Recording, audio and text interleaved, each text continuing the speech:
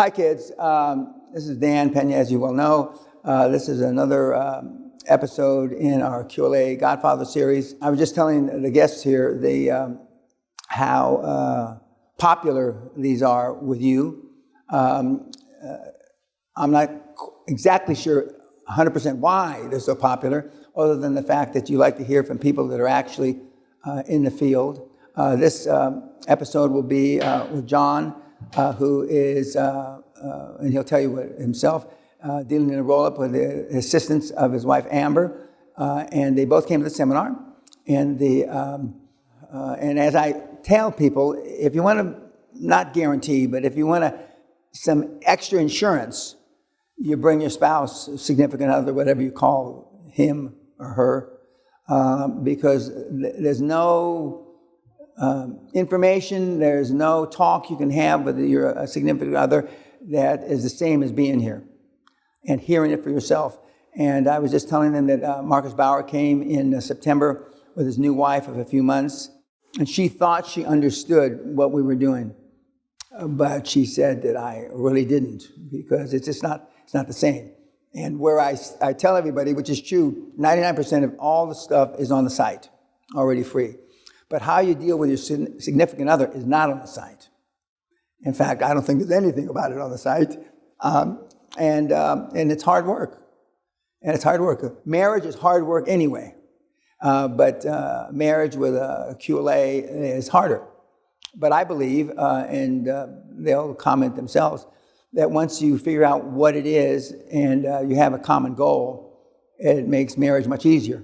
Tomorrow, or tonight, excuse me, when they have a Q&A, after dinner, I'm going to show some slides, your new cars, for example, and the kids that are successful have a propensity to go for one or two kind of cars. They went for both, a Rolls and a Ferrari. And so, and cars aren't everything, and money's not everything, but it's the only thing, maybe not the only thing everybody keeps track of, but it's certainly kept track of. I'd like to open it up with first of all, thank you very much for being here. They've come in from Paris, right? We're going to Paris after this. Oh, you're going to Paris after this, yeah. Okay. And that in and of itself, I mean, they have more choices now. And they were already a successful couple. They're both engineers, if I remember correctly. I'm not going to hold that against them. But they were successful in their own right, except now they're more successful. And they'll explain what has changed in their life other than cars. But they can pontificate about how they deal with their kids differently, probably how they deal with their parents differently. And I'm just excited for them to be there. So why don't we start off with you, Amber, and tell a little bit about yourself and what QLA has meant to you in the last couple of years.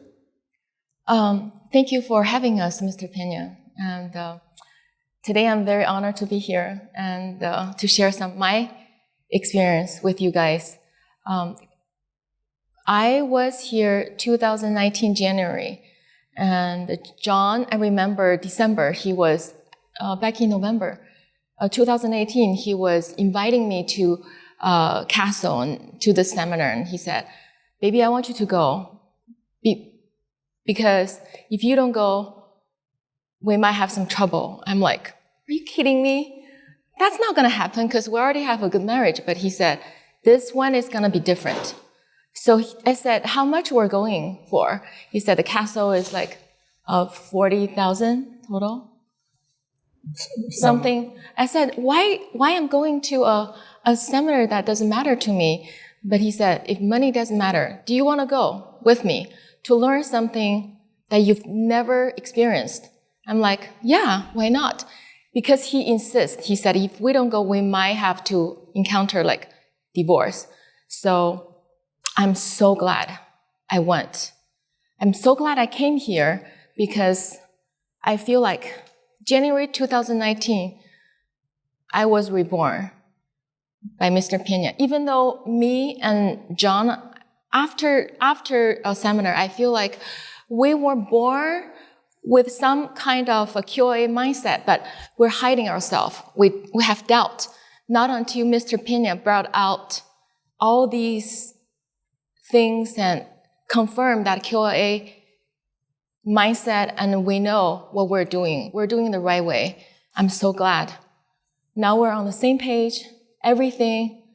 Thank you so much, Mr. Peña. It's my pleasure. But what Amber has alluded to, or not, actually stated, is 95% of the time when the couples come, it works out. 5% of the time, it's serendipity. You never know what's going to happen in life. But it's really important when either side of the equation is working their butt off, and they're not there, they're not with a family, they're not doing the normal family work, so to speak. It's easy to leave doubts. But when both sides of the couple understand this is a 110% effort, and if you don't do it 110%, you're not going to succeed. As John will attest to, the most important thing is the first deal. All the rest is, not all the rest is bullshit, but a lot of it's bullshit until you actually taste the blood, so to speak. And I still remember our, full disclosure, I'm John's chairman. Our first board meeting at the Beverly Wilshire Hotel, it was interesting. And again, more full disclosure, I was the chairman of another like company, and then we exited, and I made the announcement on the YouTube, and then John contacted me within 24 hours, and not even 24 hours, to ask me if I would come in as chairman, and I said yes. But getting back, the couple in the foundation, a lot of people ask Sally, how do you stay married to Dan? And we've been together a long, long time. And she says, it's because I'm in the support role. And especially, of course, she runs the seminars. All this that's going to happen starting tonight is due to Sally, not me. I don't have anything to do with it other than show up and talk. But she says I'm in the supportive role. If I couldn't be in the supportive role, then I couldn't stay married to him because I'm focused, even though I'm not giving seminars, although I have a new sideline, potentially politics. But if I'm always working on the seminar to make it better, and there's no end to the change. I mean, Corona made us change. And I predicted 4 waves, if you recall, and we're having 4 waves. Lowest interest rates in 5,000 years has stayed. I'm a little surprised by that. Of course, Bitcoin has raised its face, and all these things we've been able to deal with. But the QLA is still the best game in town, starting with no money. For those of you that have money, it's even easier because when you, for whatever reason, you can't make those 2 ends touch, instead of it being a bridge too far, you can write a check. But the vast majority of the people that come here don't have the money to do these deals. And again, this is not new stuff. What they've done the last couple of years has been around for 140, 150 years. And what about you, John? What do you have to say? Like Dan Amber was saying, when I first saw Dan on YouTube, I thought, this guy is a real guy, a real deal. So I wanted to go to the seminar, but without her, I feel like I'm going to be doing a lot of explaining, and I don't like to explain. No. And so I just brought her along. I think that was, in the beginning, I thought, wow, it's a lot of money for her. She's not going to do the deal, but is it going to be worth it? But after she went, how we bonded together at the castle, how we were on the same page, it was totally worth it. And I would definitely do that again. Life-changing. Yeah, it changed our life. Tonight, after dinner in the pavilion, and I say jokingly, Sally reminds me every once in a while, about 5 years ago, we were going to knock this pavilion down and build a swimming pool. Oh. And we actually got, I believe, planning permission to get it done. And then for whatever reason, life came by and we didn't do it. And so when March of 2020, when they locked down Scotland, and we were actually giving a seminar, and on the second day, the police came and locked us down and made everybody leave. Otherwise, we wouldn't have been able to facilitate the seminars with the restrictions that were put on, spacing and all that kind of thing. But so now the pavilion is set up for that, and we have spacing. We added some bathrooms to the castle, so every room has its own bathroom. So we built 3 new bathrooms because we had 3 bedrooms that shared a bathroom. And so now this is the permanent setup. We have a few dinners in the castle, which you've seen on YouTube. We have a couple of dinners in this room, that side of, this is our bar pub. And we have a few dinners inside the empty end of the pavilion. And so it all worked out. Man plans, God laughs. And I often think if I had put a swimming pool in here, I'd be kicking myself. One, I don't swim. So why it even came to mind, I don't know whose goddamn idea it was, but I think it was our old general manager, accountant, Angus, but we're very fortunate. And in the Corona, we're almost 100% better results than we were pre-Corona. And during the seminar, I'll talk about that. But the main thing that I wanted you to see, because it's easy for me to talk about, and I do talk about John and Amber, and hearing it in the flesh. Some people still think these are actors. Okay? Some people still think that the things that I post are a figment of my dementia mind. Then they can't believe. And what they're really saying is, I can't believe somebody else is able to do this and I've done nothing. That's what they're really saying. They don't put it that way. But we have less and less people that are naysayers than we did a few years ago.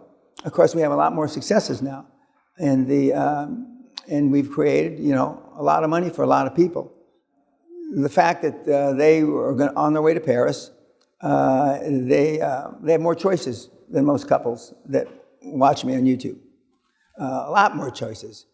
Not just because they have a new Rolls Royce and a new Ferrari. But that certainly it differentiates. And again, I'm not saying that the only reason you want to create wealth is to buy nice cars, but that's just part of their lifestyle.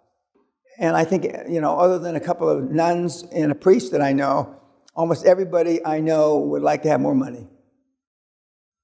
I think Sister Luce and Sister Gloriosa and Father George are probably the only 3 people I know that would like a bunch of more money. And so it's they said it both a couple times. It changed their lives. It sounds trite or cheap or cliche when I say it, but I know it because I see it. You're looking at it. They're a handsome couple. She's more handsome, easier to look at than he is, but they're a handsome couple, and they're a rich couple. And so I think that's great. And just a little pitch here on my political side. One of the things that we're looking at in the exploratory committee for me, whether I'm going to run for office or not, elected office, and we've been putting the numbers together, I've created more jobs than anybody I know. I've created more wealth than anybody I know. And I've even coincidentally created more jobs in Scotland than anybody I know, because one of our superstars, a couple again, the Carlings, Leanne and Graham, who came to the seminar together, same story, but a few years before you did, have hit it out of the park, and they're going to be my poster child here in Scotland, assuming that I run for office here in Angus. And they saved a company right down the road here, about 160 jobs, when they bought it about a year and a half ago. And they're a couple. And next year, we're going to have the same kind of interview we're having with you, and they will tell you how easy or hard, I don't think Leanne will say it was easy, how hard it was, but it was very fulfilling. They also got roles. I'm sure if I drove Volkswagens, nobody would be copying me buying a Volkswagen. Okay, and in fact, when they both went to UCLA, and I remember when I went to UCLA, I went to two schools at the same time, UCLA and Cal State Northridge, and I'd drive over the hill, and I had two Volkswagens. I had one for spare parts, and one because something was always breaking down, and literally I kept the Volkswagen together with rubber bands. And the glue, that lasts forever. But the well-educated couple, you don't have to be well-educated. Sometimes it stifles you a little, especially if you're an engineer. Engineers make it a little tougher on themselves, and that's just the way it is. But notwithstanding that, they've been able to be successful. Are you going to someplace else other than Paris, or just Paris? Just Paris after this. Yeah. Oh, that's neat. Paris is a neat place. We haven't had a vacation for, since the castle. Well, this is kind of our vacation. Oh, good. Our new rule is we don't want a vacation. We will have a work vacation. That's okay for us because we don't want to waste our time. We want to work and maybe have some relax, right? I think that's worth it. Well, I'm looking forward to another board meeting that you spend $5,000 on dinner. Pelican Grill. I remember that. I also remember they did it very professionally, but when they brought the bill to me first, and then I passed them because I'm the oldest guy at the table, and they passed it off to him because he was taking the board members out to dinner. And when he looked at it, and he just put it down and act nonchalant like it was You nothing. noticed that? Yeah, it was nothing. But it was expensive. And I know this isn't going to happen, if there's a lull in questions from the kids this evening, now they will have had a couple of drinks, okay? So I was going to have it before dinner, but then I said no, because everybody would be stiff. And so that's going to, and plus they have homework. After they see you, they're still going to see a couple of movies. But if there is a lull in the questioning, I will hype it up because I know what I hear from their emails.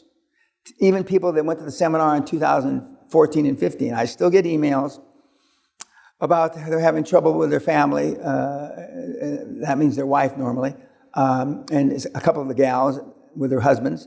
And in some cases, they're having difficulty reconciling the fact that they haven't spent as much time with their kids, and so they go through a period which I call parental guilt. But the kids are resilient. The kids are resilient, although I see all these tragedies with children doing bad things to themselves based on Facebook and being unliked, and young women, young girls committing suicide, and that's beyond my comprehension. I just don't understand that. But I know it's there. And when I go to speak at universities again next year, the last one I spoke was University of Pennsylvania, which was late 2019. Can I stop Yeah, you? sure. That's the Go School, right? That's our target. My Ideal. son is planning to go there. Oh, great. UPenn, right? Yeah. Well, I mean, I wasn't when I went back to school after the military, the only school that essentially would take me was a school that I last flunked out of, and they took me on probation. But University of Penn is a great school, and it's, I believe, the most viewed my YouTubes in recent, last couple of years, or last year, because it's, other than the optics, we allowed a camera guy from the school to do the video, and I don't see how he'll ever get a job in movies, but anyway, and so although Kat has doctored it up the best she could, but basically the film is from half the screen shows, the bottom half and my upper half. But anyway, but it's great to look. But the University of Penn is a great school. It's a great school, and not just because Trump or Elon Musk went there. And when I was talking about the alumni, the founder of the school is Benjamin Franklin, and I brought up the fact that You all know about Musk. You all know about Trump.